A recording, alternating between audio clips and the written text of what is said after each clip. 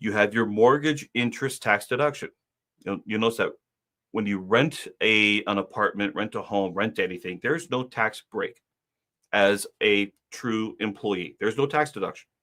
But at least as a homeowner, you could deduct your homeowner's interest.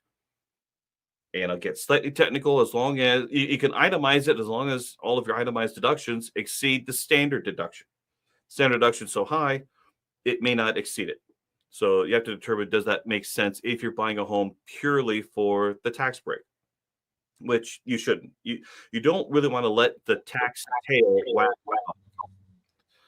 out. You want to make your decisions for your own reasons and then take advantage of every provision in the tax code, which brings up something else. There are no loopholes in the tax code. I hate that word.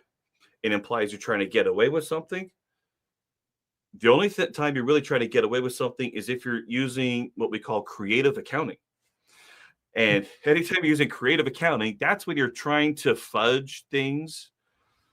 And I'm not saying you won't get away with it. I'm just saying if you're doing that, you're taking on the risk for an audit and the risk of being caught of trying to characterize something that maybe you shouldn't. But that's the only time when you're trying to get away with something. Okay. So let's go back to our model here of the ESBI. So the next part is, and whether people choose to move on to other squares or other quadrants, that's up to you.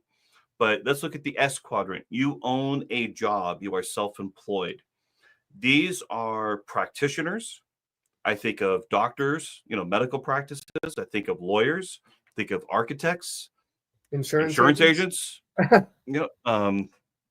investment advisors.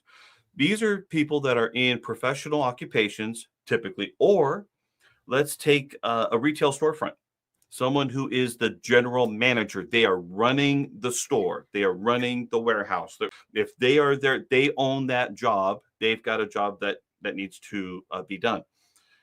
The major difference between this area, the S quadrant, and the B quadrant, because the B quadrant is also being a business owner. The difference is the S practitioner or store, practitioner, franchise, whatever it is, can't run without the owner. At least not for an extended period of time. It is dependent on them. Either they are the primary source of the value of that enterprise, or they just have to make sure that things get done that need to be done. And if they're gone for a week, the whole place might as well shut down for a week. Imagine a dentist, and there's only one dentist in that office. Unless unless there's more dentists in that office or dental assistants can do the job, you can't do anything. So, it's highly dependent on you being there. Now, being in practice or being in business that way, you still get all the tax breaks available for a business owner. So the tax breaks between the B and the S, they're the same. They're just at a different level, different quadrants, different ways that they're applied. And one of the things that the tax code tends to reward is risk taking. And that's something to kind of keep in mind.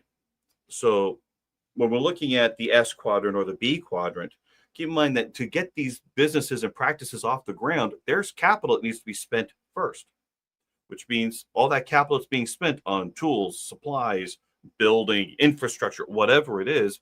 All those things are tax deductible for business purposes for the intention of creating a profit. Correct. Now, you don't have to have a profit yet. I don't know exactly what the guideline is, but if you don't earn a profit after so long, then the IRS will classify your business as a hobby, and then you lose all your deductions going forward. So you do need to, at some point, show a profit, or at least show that you're serious about what you're doing.